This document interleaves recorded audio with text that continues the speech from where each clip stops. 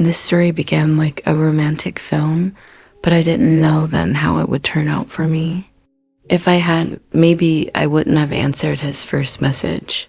Or maybe, knowing myself, I would have answered even faster that it was late September. That strange time of year when summer still lingers in the evenings, but the mornings carry that sharp chill that makes you want to wear something warm and oversized. I was sitting in the back corner of a small coffee shop, laptop open, pretending to study for my university midterms while secretly scrolling through my phone. That's when I got his message. Adrian. We had a few mutual friends online, though I didn't remember ever meeting him in person. His profile picture was in black and white. He was leaning against a railing, head tilted slightly down, with that kind of smirk that almost dares you to ask what he's thinking. His hair was messy in a way that made it look like it had been perfectly arranged to look messy. Hey, I think I've seen you before, maybe in the library, or was it the bus stop? I stared at the screen, smiling without meaning to. He had that casual tone that wasn't pushy, but still felt personal. I replied. One message turned into 2, then 10, then 20. We spoke for hours.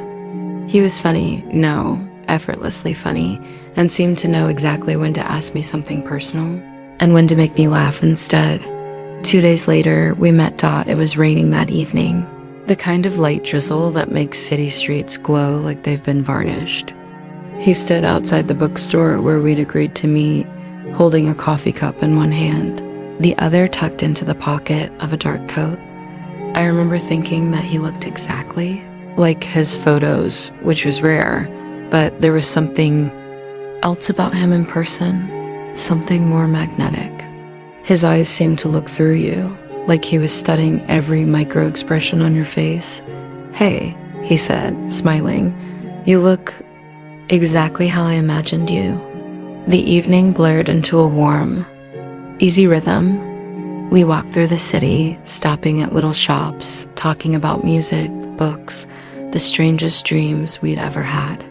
I didn't notice how closely he walked beside me until our arms brushed again and again, like it was already natural. When he kissed me goodbye at my bus stop, it wasn't the awkward, testing kind of first kiss. It was confident, almost too confident, like he already knew I'd let him. For the next few weeks, he was everywhere. Morning texts before I woke up, random little photos during the day, a half-eaten pastry, a street cat, a vintage record cover, voice messages late at night, his voice low and steady, telling me stories about his childhood, about how he always felt like people didn't really see him. I thought it was romantic. I thought I was special. And maybe I was, but not in the way I believed. The first time I noticed something strange was the day I accidentally left my phone at home. I had an evening class and decided to just deal with it. When I came back, I found 12 missed calls from Adrian and a string of increasingly impatient messages. Where are you? Why aren't you answering? I'm starting to think you're ignoring me. Don't do that again. I laughed it off when I called him back, telling him I'd forgotten my phone. He was quiet for a moment, then said, "Next time, just let me know beforehand. I worry." It sounded sweet at the time. I wanted someone to worry about me, but looking back now, that was the first crack. We became official after 2 months. He didn't ask me to be his girlfriend. He simply introduced me to someone as my girl and smiled when I didn't correct him. And honestly, I didn't want to. But soon after, little things began to change. If I wore a dress, he didn't. Like, he'd say, "You look amazing, but that cut isn't really you, is it?" If I mentioned going out with my friends, he'd reply, "Sure, have fun. Just text me every hour so I know you're okay." The first real twist came one evening when we were watching a film at his place. His phone lit up on the table, a girl's name, just a short message. "Are you still coming?" I didn't say anything at first. I wanted to see what he'd do. He picked up the phone, typed something quickly, and put it face down. Then he looked at me and smiled. Don't overthink it. It's nothing. That night, as I walked home, I realized something. Adrian was charming, yes. Funny, yes. Intense, yes. But there was also a shadow there. A shadow that seemed to stretch further than I could see. And by the time I understood how dangerous that shadow really was, it was already too late. People always imagine that control feels obvious. Someone shouting, locking you in, forbidding you from living your life. But Adrian's control was quieter than that. Softer. It slipped under my skin like warm water and stayed there until I couldn't tell if it was mine or his. After the message from the girl, I tried to let it go. Maybe it was nothing. He had a lot of friends after all. But I started noticing things. Once, when I went to meet my friend Laura for lunch, she told me, "Your boyfriend's intense." He texted me this morning asking if we were really meeting. And where? I laughed awkwardly. Maybe he's just curious. But the truth was, I hadn't told him where we were meeting. When I brought it up later, Adrian didn't deny it. I just wanted to make sure you were safe. There are a lot of creeps out there. The irony of that statement would only hit me. Months later, then came the incident with my keys. I'd been searching for my apartment keys for hours. I always kept them in the same spot, but they were gone. Frustrated, I called Adrian to tell him I'd be late meeting him. "Oh, I have them," he said casually. I froze. "What? Why? You left them at my place last week?" "I forgot to tell you." The problem was, I hadn't been to his place that week. His presence in my life grew thicker, like humidity that clings to your skin, heavy and inescapable. Wanted to know where I was, who I was with, what I was thinking. At first, I thought maybe he just had a bad relationship before and was afraid of losing me. I excused everything.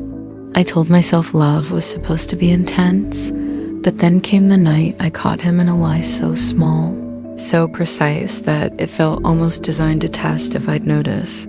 I told him I was going to the library to study.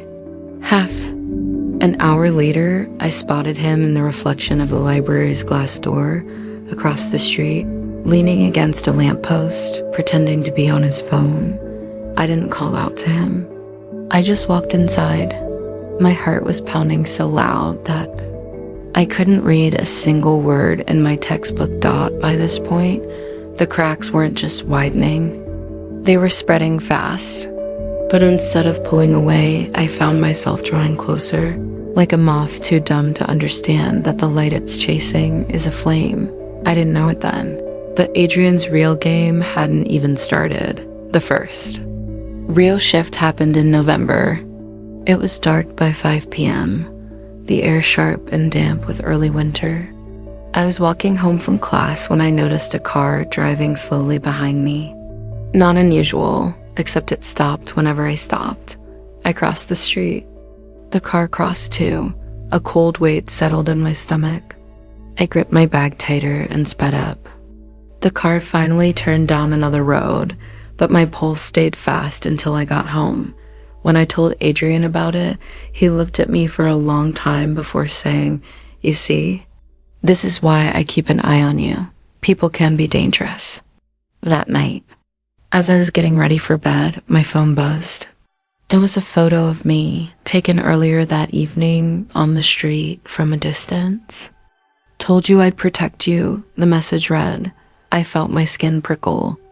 I didn't remember seeing him anywhere near me. Over the next week, it got stranger. I'd mentioned wanting something, a particular tea, a book, a scarf, and the next day it would be in my bag, on my desk, waiting in my apartment. I never saw him put it there. When I asked how he managed it, he'd just smile and say, "Magic," or "Maybe I just know you better than you think." At first it seemed romantic, like he was paying attention, but slowly I realized he didn't just know what I wanted. He knew things I hadn't told anyone. One night, half asleep, I whispered a childhood memory to him over the phone, something I'd never shared before.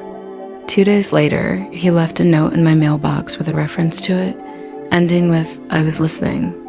The final twist in this part came on a Sunday afternoon. My flat was small, kitchen and living room in one, a narrow hallway to the bedroom. I was making tea when I heard it, a faint click. Like a door unlocking, I froze. The front door opened and Adrian walked in, smiling as if this were the most normal thing in the world. "You weren't answering your phone," he said, setting his coat down. "So I thought I'd check on you." I didn't remember ever giving him a key. When I asked how he got in, he said, "I told you, I worry about you. Now you don't have to worry about me knocking." And that, I think, was the first moment I truly understood I was no longer in control. By December, Adrian wasn't just a part of my life, he was my whole orbit. And I didn't notice it happening until I looked around one day and realized the world outside of him had gone.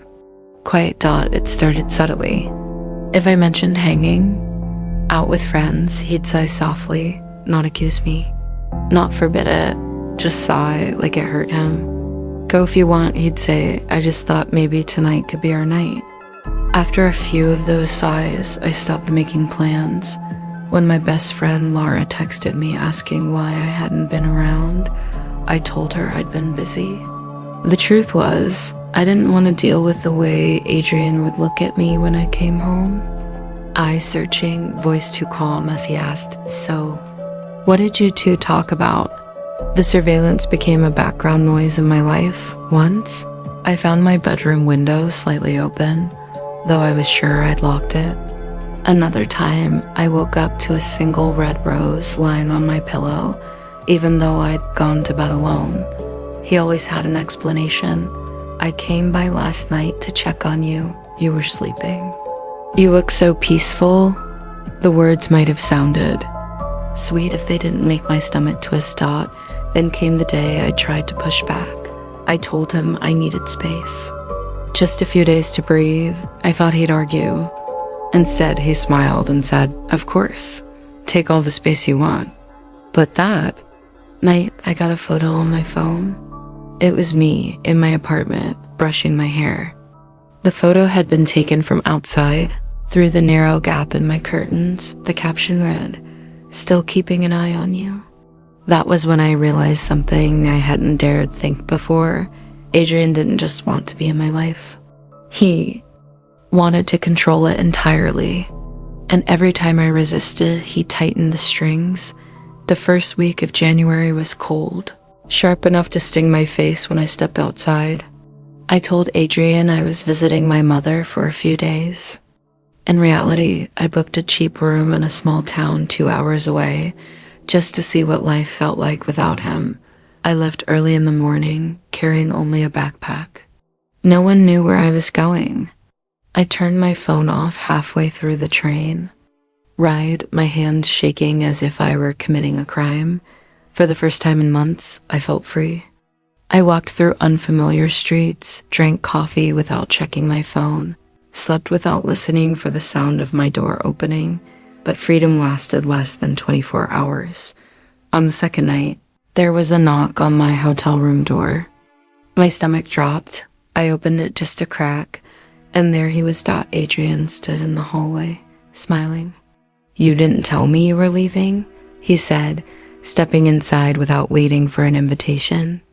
"I had to make sure you were safe." I couldn't even form words.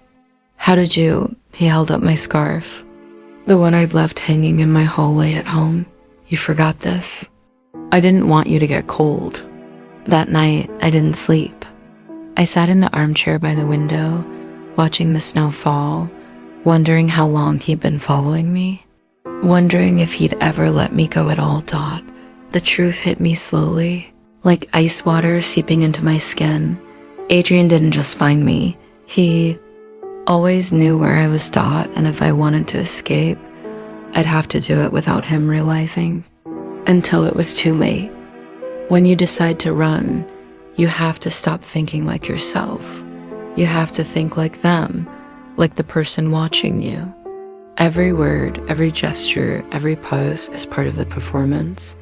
And the most terrifying part, if they're good at this, they already know you're acting. After Adrian found me at the hotel, I realized two things. First is that he had to have access to something that tracked me, my phone, my laptop. Maybe even something hidden in my apartment. Second, if I tried to leave again without removing whatever that was, he'd always find me. I started small. First, I went back to answering his texts faster, sending him selfies, laughing at his jokes, even suggesting dates. I had to convince him I'd given up on resisting. He relaxed a little, but only a little. At night, I began searching my apartment piece by piece. Every drawer, every socket, under every shelf. I didn't find anything until the third night, when I decided to check behind the framed photograph he'd given me. It was a picture of us in the park, him holding me from behind, both of us smiling. The frame felt slightly heavier than it should have. I opened the back, and there it was. A tiny black device, no bigger than a coin dot. My hands went cold. A tracker. I wanted to rip it out and throw it into the street, but I knew that would alert him instantly. So I slid the frame back together, placed it exactly where it had been, and pretended nothing had happened. The next step was harder, finding out how he always seemed to know where I was, even outside my home. I borrowed Lara's phone one day under the pretense of taking a photo and used it to search covert tracking devices. That's when I learned that GPS tags can be hidden in almost anything: clothing, bags, even the solace of your shoes. That night, I went through my belongings again. It was in my winter coat pocket, stitched into the lining so neatly that I never would have noticed. My breath caught. He bought me that coat for my birthday. It took everything in me not to confront him right there. But instead, I smiled the next time we met, kissed him on the cheek, and told him I loved the coat. Meanwhile, I started visiting places I knew he wouldn't expect: public libraries, cafes far from home, and using their computers to search for train schedules, cheap rentals, and ways to disappear without leaving a trail. I thought I was being careful. I thought I was finally ahead. But then I found the folder. It was on a flash drive he'd left plugged into his laptop one night while he was in the shower. My curiosity got the better of me. Inside the folder were dozens of subfolders, each labeled with a name. Most of the names meant nothing to me, but inside each one were photos, notes, addresses, and timestamps, people's lives documented in disturbing detail. And then I saw it, my own name. My folder was the largest. It went back further than the day we met. There were photos of me from months earlier, leaving my building, sitting in the park, talking to friends. Even photos of me sleeping. I wasn't his first. And something told me I wouldn't be his last. After seeing that folder, something inside me snapped. I stopped thinking of him as my boyfriend and started thinking of him as what he really was: a predator. But predators don't like losing prey. I began staging my escape like a military operation. I bought a second-hand phone in cash, never turning it on near my apartment. I slowly moved essentials to Laura's place, hidden under her bed. I rehearsed what I would say the day I left. Something calm, something to make him think I'd be back. I even planned to leave the tracker in my coat, so he'd follow it while I was already far away. But then, he changed. One night he came, over unannounced. I was cooking dinner when he stepped inside, unusually quiet. He didn't hug me, didn't smile. He just looked at me like I'd said something offensive without realizing it. "What were you doing on Tuesday?" he asked suddenly. "Class," I replied, keeping my tone casual. His eyes narrowed, and after that, I shrugged. "Came home. Why?" He didn't answer. He just walked into my bedroom, opened my wardrobe, and began going through my clothes. My pulse roared in my ears. After a minute, he turned, holding my black backpack. "You didn't have this at my place last week?" I forced a smile. I bought it. But his face said he didn't believe me. That night, I barely slept. Every sound from the street made me flinch. I checked my door lock 3 times, shoved a chair under the handle. Still, at 3 a.m., I woke to the faintest sound, the metallic click of my lock turning. I grabbed my phone, but before I could dial, the door opened slowly. Adrian's silhouette filled the frame. "You weren't answering your phone," he said in that same calm voice. "And I hate it when you lie to me." I stood frozen as he walked in, shut the door behind him and locked it. "I think we need to spend more time together," he murmured. "No more distractions, no more friends. Just us." He was smiling, but his eyes were colder than I'd ever seen them dot. And in that moment, I realized something terrifying. I couldn't wait days or weeks to leave. I had to get out now. There's a moment when fear stops being abstract, when it's not a what if anymore, but a right now. And when that moment comes, your body stops asking questions. It just moves. Adrian was in my apartment, standing between me and the only door. He was talking, saying things like, "We'll turn off our phones, just disappear for a while." Wouldn't that be nice? That I wasn't really listening. I was scanning, calculating the balcony. That was my only way out. Second floor, not too high to jump. I kept my voice light. "Let me just get a sweater," I said, moving toward my bedroom. He followed me, of course, leaning against the doorframe as I looked through my wardrobe. I grabbed my sweater and also the heavy ceramic lamp from my nightstand. I spun fast, swinging. The lamp connected with his shoulder instead of his head. Not enough to knock him out, but enough to make him stumble. I didn't wait. I bolted to the balcony, vaulted the railing, and dropped. My ankle screamed with pain when I landed, but I kept moving. The streets were mostly empty, the cold air slicing my lungs as I ran. I didn't dare look back. I didn't want to know if he was right behind me. I reached the main road and waved frantically at the first car I saw. It slowed, an old silver sedan. The driver, a man in his 50s, rolled down the window. "Please, I need to get to the police station," I gasped. But before he could answer, headlights appeared in the distance, bright, fast, closing in. My stomach dropped.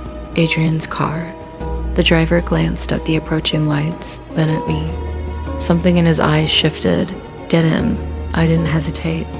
We took off just as Adrian's car roared past, swerving slightly, like he'd been searching the sidewalks. I pressed myself into the seat, heart hammering, every muscle tight with adrenaline. "Don't worry," the driver said. "We'll get you somewhere safe." But I noticed something then, a faint click. The sound of a lock engaging. The doors had no manual handles inside. My blood ran cold. I turned slowly to the driver. "Who are you?" He kept his eyes on the road. "A friend of Adrian's." The words hit me like ice water. My brain scrambled for a plan. The car was moving. Fast, the streets blurring past. "You've been watching me too," I said. It wasn't a question. He smiled faintly. "He told me you'd try to run." "You all do." "You all." That phrase lodged itself in my chest. "What do you mean, you all?" For the first time, the driver looked at me. His eyes were calm, almost pitying. "You think Adrian just found you by accident? He's been doing this for years, choosing girls, studying them. Sometimes I help, sometimes others do." I felt my stomach twist. "Why?" He shrugged. "Some men like hunting more than having." We turned off the main road into an industrial area where the streetlights were sparse. I could feel the panic boiling over, but I forced myself to stay quiet, watching his every move. Then I saw it, his phone in the cup holder, unlocked. The GPS map was open. It showed a destination in red, Warehouse 19. I didn't know what was there, but I knew I couldn't arrive to find out at the next sharp turn. I slammed my hand down on the steering wheel. jerking it hard. The car swerved, violently skidding toward the curb. He cursed, trying to regain control. I used the moment to grab the phone and smash it against the dashboard, shattering the screen. Before he could grab me, I threw my full weight against the door. The latch gave just enough for me to force it open against the moving wind. I jumped pain, exploded through my knees and elbows as I hit the pavement, rolling hard. I didn't stop to check for injuries. I just ran, darting between the dark shapes of abandoned buildings until the sound of the engine faded. I finally collapsed behind a dumpster, breath ragged, ankle throbbing. My hands were scraped raw, my sweater torn, but I was alive. And now, I knew Adrian wasn't just one man. He was part of something. And if I didn't disappear completely, not just hide, but erase myself, they would find me again. When you're running from someone like Adrian, you have to become a ghost in your own life, not just unseen, untraceable. Every detail of who you were must be burned away until even you wouldn't recognize yourself. After the industrial area, I didn't go home. I didn't go to Laura's. I didn't even think about the police, not yet. If Adrian had friends like that driver, I couldn't trust any single point of contact. I limped into a 24-hour laundromat and locked myself in the bathroom.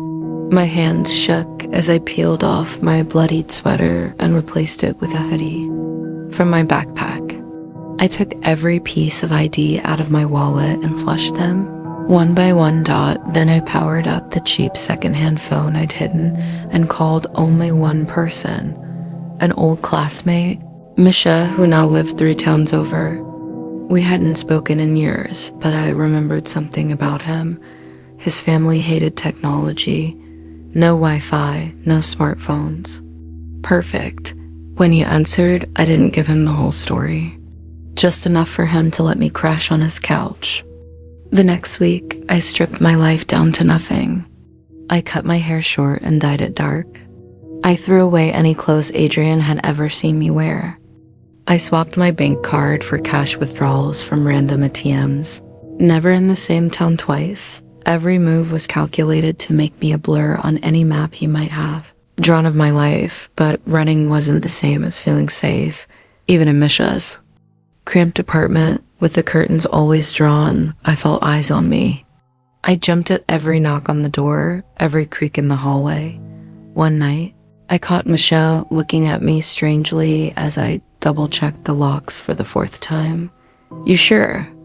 You're not just imagining some of this?" He asked carefully. I wanted to believe I was, but I knew better, because that very night I found something in my bag, a single Polaroid.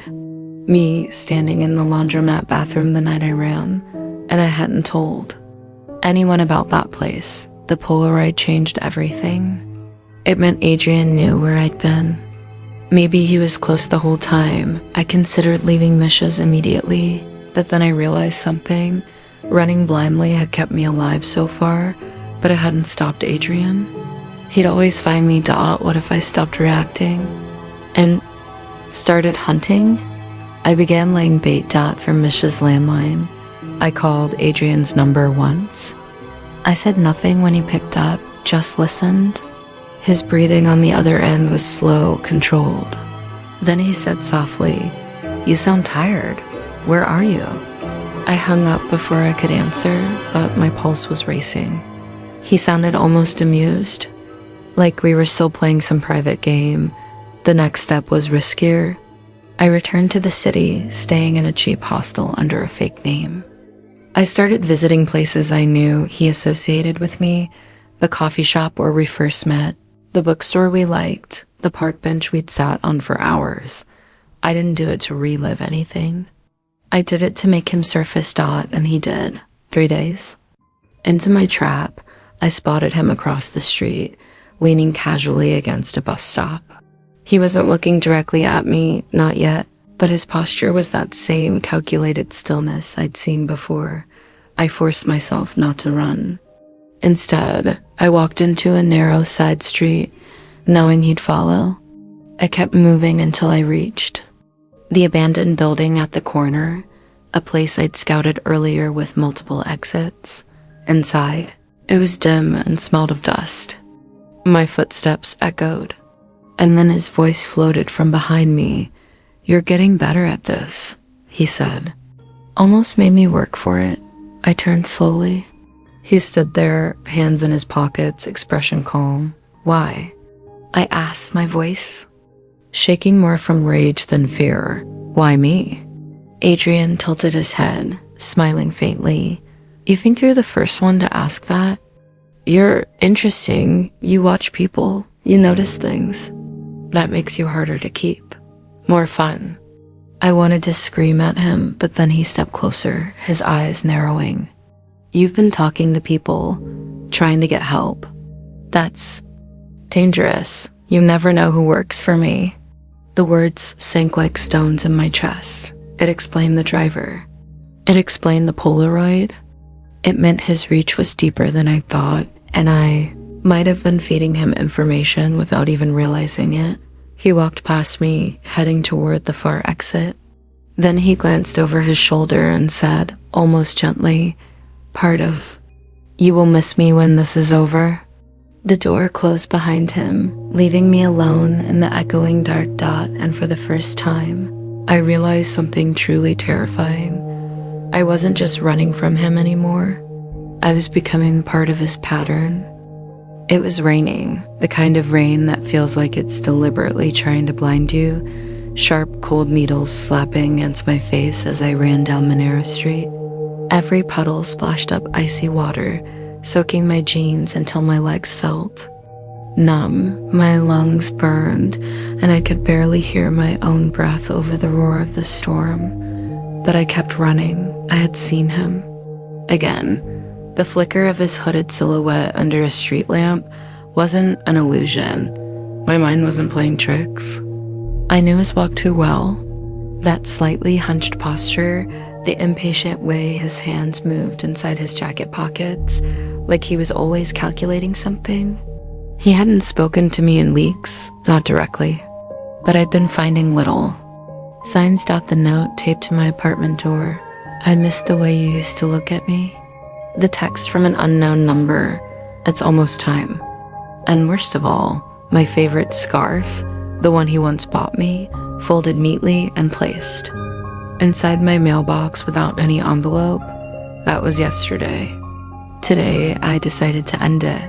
I called Mia and told her if I didn't answer my phone within an hour, she should call the police. She screamed at me not to do anything stupid, but I hung up before I could lose my nerve. The storm was worsening, lightning, splitting the black sky in jagged white cracks. My boots slipped on the wet asphalt as I turned the corner toward the old warehouse district, the same place he once brought me when we were still together, saying it was our secret spot. The irony made me sick. I knew he'd come here. He was obsessed with nostalgia, replaying old moments, twisting them until they became traps. I pushed open the rusted door, the metal groaning like a warning. Inside, the air smelled of damp, wood and mold, mixed with something metallic, like rust or blood. My footsteps echoed in the emptiness as I stepped into the shadows. Then, a whisper right behind me. "Finally, you came." I spun around, my heart punching against my ribs so hard it hurt. He stood there, the hood down now, his face pale and wet from the rain, eyes wide with something between adoration and madness. His hair clung to his forehead, his lips stretched in a smile that didn't reach his eyes. "I knew you'd miss me," he said, stepping forward slowly. I reached into my jacket pocket, fingers wrapping around the small can of pepper spray I had bought that morning. My thumb rested on the trigger. "You've been following me for months," I said, my voice trembling but loud. "You broke into my apartment. You sent those messages. Why?" His laugh was soft, too soft, "Because you belong to me. You always did. You just forgot for a while." Lightning flashed, and for a split second I saw something glint in his hand, a knife. I stepped back, but my foot hit something, a loose plank, and I almost fell. He lunged forward, and without thinking, I sprayed directly into his eyes. He screamed, clutching his face, but even blinded, he reached for me, swinging the knife wildly. I dodged and shoved him with all my strength. He stumbled backward, hitting the old railing behind him. The metal groaned, then snapped out in slow motion. I saw him fall. His eyes were wide, his mouth open as if to say something, but the words never came. The sound of his body hitting the concrete below was a sickening crack that echoed through the warehouse. I froze. My breath came in ragged gasps. The knife lay on the floor near the edge, far from him now, and then silence. The storm outside was fading, but in the dim light, I saw something that made my blood run cold. He was moving, not standing, not even trying to get up, but crawling. Slowly, his head turned toward me, eyes bloodshot and furious. His voice was a wet, gurgling rasp. "This isn't over," I ran. Out of the warehouse, down the flooded streets, until my legs gave out. By the time the police found him hours later, he was gone. Not dead, gone and somewhere deep inside. I knew he'd be back.